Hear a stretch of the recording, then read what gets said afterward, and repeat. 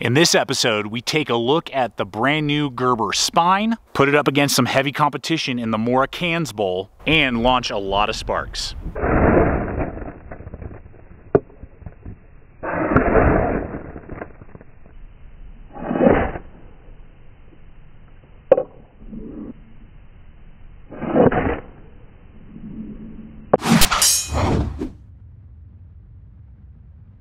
Well, hey folks, welcome to the channel. Welcome to another episode here at Gideon's Tactical. I am your host, Aaron, and we got a real deal to talk about today in the Gerber spine. Yeah, that's right, Gerber's new fixed blade. Now, I saw this come on, I believe it was SHOT Show this year. They dropped it, said, hey, this is gonna be coming, with an obvious target audience that right now is in love with the Mora Kansbol. They even have similar color combinations. They do offer a blue, which is pretty sweet. But they're right at about the same price point, about $35 for each one of these. So I'm gonna have links in the description below over to Amazon Blade HQ. When you guys use those hyperlinks, help them get out there, buy gear just like this Kansbol, buy gear just like this spine, so that I can give you guys these honest feedback and reviews like you see here regularly week after week here at the channel. Thank you guys for your support with those Amazon and Blade HQ hyperlinks. So around the $35 price point for both of these. So this is definitely gunning for the market that people like the Mora Kansbol would gravitate to. But there's some serious questions to be asked. Mainly the steel, for me personally.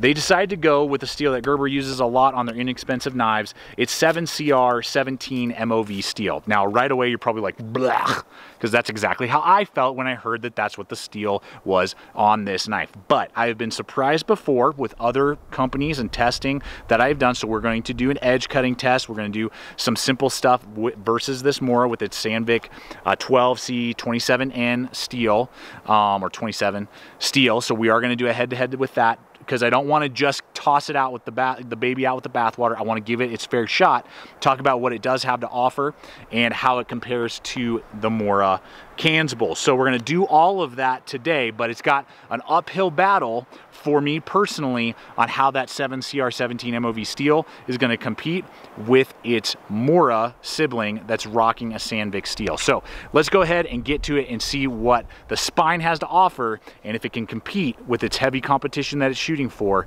the Mora Kansbol. All right, let's go ahead and look at the handle construction, handle ergonomics on the two knives. Now, the Mora is a partial tang that's going to go down to about here, fully enclosed, and then the Gerber is that full tang construction all the way through. On this size of knife, does that matter to me? Absolutely not. I'm not going to be chopping, batoning, doing any sort of super hard tasks with these. I'm either going to be splitting very small things just for like some better kindling, or just doing general cutting tasks. So a full tang, exposed tang, partial, doesn't really matter to me. Doesn't affect this size of knife. If these were 6.5, 7-inch blades, yes, that would matter to me. So what this looks like is both have kind of a rubberized polymer. So this one has kind of a hardened, the Mora has a hardened center and then rubberized outer. This one is just rubberized scales basically on these. Very good, very high grip, very comfortable for that Gerber. Zero worry about slippage or anything like that. No hot spots or anything. Same on the Mora. You're going to get a very good grippy feel because of the rubberized traction all the way around and a hardcore center there basically. Feels very good in the hand. They are about the same handle length and just really fit the hand similarly. Both have lanyard holes, which is a positive. The thing that I will say is that the Mora is a fuller overall straight off the back handle, which means that you can hold it in any grip and it feels completely natural and it just fills your hand out in a way that very few knives can. This is basically the simplest but best way to make a knife handle, particularly for a woodscraft type of knife. The Gerber, on the other hand, with this slight sweep, when you're holding it in a natural hammer grip, does feel very natural, grips your hand very well. It is a little narrower right here on the neck than it is on the Mora, and you can just see that the sweep is very different, but then it bells out and bulges out a little bit more. And so again, hammer grip, no problem. You can absolutely do a reverse grip, and it feels pretty natural, but it's just not the same because it is obviously sweeping and contoured. So do not get me wrong, it is not bad on the handle ergonomics. Feels great, 0 hot spots, and for this size of knife, very, very comfortable, better than most. But when we put it up against the Mora just has a little bit more full feel to it, and it's just going to be more contoured and comfortable in any grip I hold it, whereas the Gerber is more designed as just that natural hammer grip and not for any type of grip under the sun. So those are the aspects to the two knives. If you were to say overall performance, the Mora wins, though the Gerber is still very contoured and feels very comfortable and good in the hand and very grippy. All right, let's go ahead and talk blades here. Now, we are looking at 3.75 inches overall cutting length on the Gerber. We're looking at 4 inches even on the Mora, so very close. You can see there, I mean, they're almost undistinguishable between the two. Now, the Mora has a Scandi grind that transitions into almost a full flat grind up here at the point, so it's like a dueling grind. This is supposed to be for your food prep. This is more for like your bushcraft. I am not a fan of the way the grinding is. It's very doable. You don't really notice it. It just looks kind of goofy, and I don't really care for that. I would prefer to either just a full flat or a Scandi instead of this kind of weird transitional. 1/8 of an inch thick, full flat grind on the Gerber, so no goofy grinds to worry about. Straight with a really abrupt sweep right there, so this is going to be a sweet spot for making, you know, deeper cuts and notching and that type of thing. A little bit quicker, almost like a bellied tanto. I don't know. That's kind of the way it looks like. Whereas the Mora does have almost like a drop. It doesn't have a swedge, but almost has like a clip look to it. 90-degree spine on the Mora, very, very sharp. This one has the, you know, it's called the spine. It has a notch right here for throwing sparks that does absolutely work, and then it does have a 90-degree spine, but just you can scrape with it, but it's just not as abrupt and sharp as the Mora. The Mora just is a flamethrower with sparks and is a great scraper. This can do it, but just not quite as well as the Mora can. Now, for the moment of truth, how do these perform? And how does the edge retention hold up between the two? Let's go ahead, break it down. We'll do some blade footage. We're going to do some cordage cutting tests and really see which one kind of comes out on top on edge retention and just overall blade performance. All right, so here we are in the garage, edge test time. Now, this isn't super scientific, guys, but it gives us a little bit of a plumb line and just kind of some food for thought. So I use, I believe this is 3/8 hemp rope is what I use. I have tuned both of these up on my ceramic sharpener, just a simple little Smith sharpener that I use for quick tune-ups. I have not reprofiled either of these edges from their factory.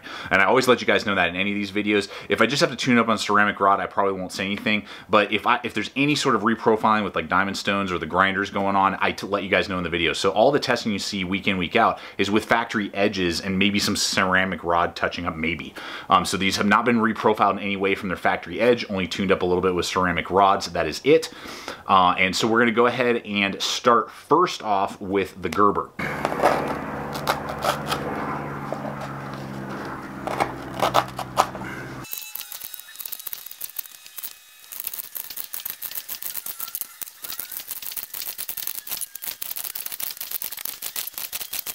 I'm at 64, 65, gotta put a lot more pressure. You can see there I'm fighting with it. 65, 66,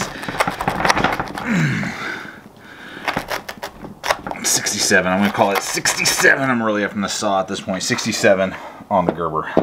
All right, so in the mid 60s, then let's go ahead and see what this Mora with its sandbake steel can do.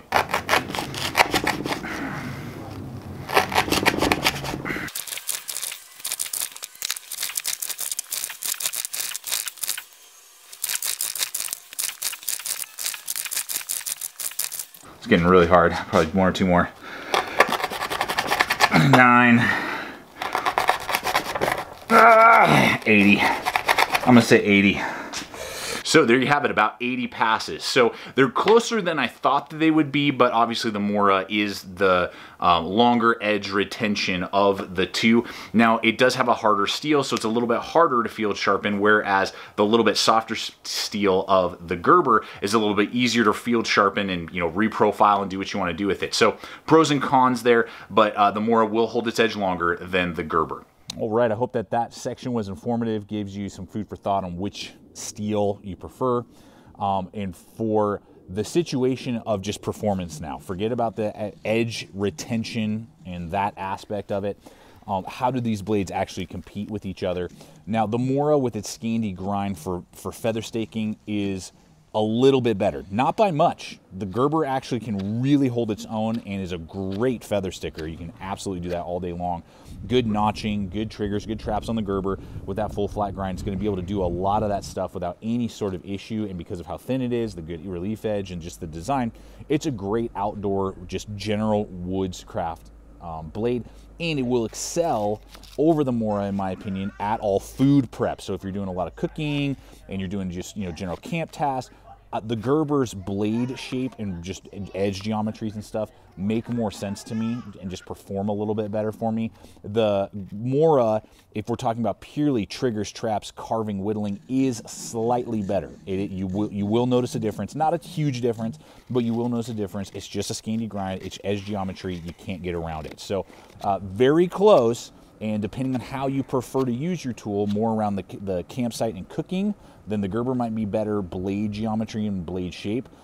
Purely bushcraft, outdoor, carving, whittling, you know, the finest feather sticks you've ever made in your life, then the Mora will still have a leg up over the Gerber, but not by much. All right, we'll go ahead and hit Sheath Options. Now, I'm going to keep it at the $35 level because you can spend about 50 bucks on the Kansbol and get a MOLLE compatible sheath that would give you more lashing options, but you're going to pay significantly more to get that. So we're going to keep it as is and what we're looking at here. Now, on the Gerber spine, we do have that green, or if you get the blue version, blue sheath. That's a polymer sheath, really well done. Little drainage hole right there. Nice and slim, lightweight, not a lot of frills or extras. Nice thumb ramp right there. Easily pull the blade out, but snugly kind of grips it and holds it into place there. Then on the back side here, they do have this very large clip, and the way they designed this was not only that you could put it on your belt, put it in your pocket, you know, on your pocket lip, but is actually, because of how wide this is, and this is about 4 inches right here, it's designed to actually go over your hip belt of a backpack, and I like that. They thought through that. They were like, we want this for guys that are backpacking, you know, and you have a big, heavy, you know, belt around your waist to hold your pack and, you know, carry the weight on your hips. This can attach to it, and then they're not having to just throw it in their bag or, you know, trying to attach it some other way, and that's a cumbersome problem for me in general. So this was really thought out. I really like this. The only downside is it's not ambidextrous, so it's a righty only. So if you're right-handed, this is actually really well done. If you're lefty, you're kind of out of luck. You're just going to have to deal with it. Now on the flip side, with the Mora here, we have a polymer sheath, very similar. Nice giant drainage holes right there.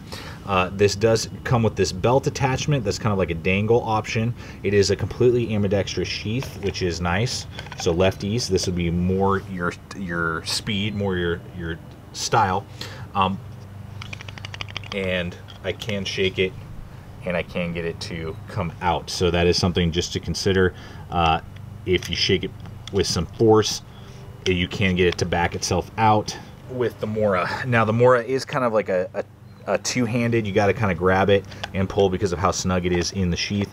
Positives and negatives to that. So you just kind of decide. I would say overall, though I really like the belt clip design, and for a righty it's going to be very doable, I think that the Mora just gives you a little bit more options and a little bit more capability overall for lefties and righties and different ways to carry the knife, and it's a little bit more secure than the Gerber.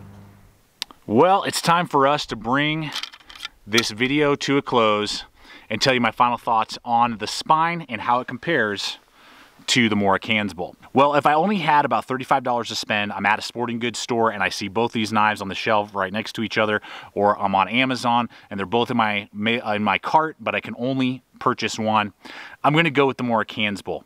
The spine is sharper, the handle has more contouring, the edge retention is a little bit better, and the sheath gives me a little bit more options. Now, with that said, I'm actually impressed with what Gerber has produced in this line and in this particular design. I was surprised at the edge retention capability of the steel that they used. It's still not my preference. I would have loved to see either a USA made like 420 high carbon around the same price with a good heat treat, or a sandbic, you know, use the same sandbic that they're using on this Mora, you know, something like that would have just given me an extra level of excitement and, you know, just giving you overall longer, you know, edge retention performance in that way. But it's decent for, again, for the price. And there are a lot of good capabilities that this little spine knife has to offer. So I'm excited to see where Gerber takes this kind of idea. You know, they have their smaller design, I believe, as well, and then this one, and I'm hoping that in the future they'll continue to kind of go this vein and offer these as well as their tactical line and kind of teched out, you know, camp line, which I'm not really, you know, connecting with. This is at least connecting with me and does have a lot of potential, and I'm looking forward to seeing what they come up with the future, particularly if they come out with more designs and they upgrade the steel a little bit. That would be amazing, though the steel again surprised me in its overall performance and capability and just edge retention and usability out here in the field. So I want to thank you guys so much for coming over here today and checking out the channel. I really hope this video has helped you out decide which of these two tools would be better suited for you when you're out on your next outdoor adventure. Please subscribe if you're not a current subscriber. Love to hear your guys' thoughts, and I do. What would you choose? Would you choose the Mora? Would you choose the spine based off of what we have seen here today? I want to hear from you guys. Love to hear your guys' thoughts. It always gives me good ideas for future content that we do here. So check us on Instagram, Facebook, all the social media, throwing up stuff there all the time as well. Don't forget about the mailbag. You can put hashtag mailbag, ask your questions below. They may get answered in an upcoming video. Don't forget about the Gideon's Tactical Show that goes live every Saturday. It's kind of like a talk show, completely different format than a review style, and just a different way to get in different types of news and content and fun and just an entertainment value. That's what we're always trying to do here, is give you information and data points, but also give you good entertainment, good wholesome family entertainment. So guys, you rock. Thank you so much, and always remember, stay equipped, stay prepared, and we'll see you out there.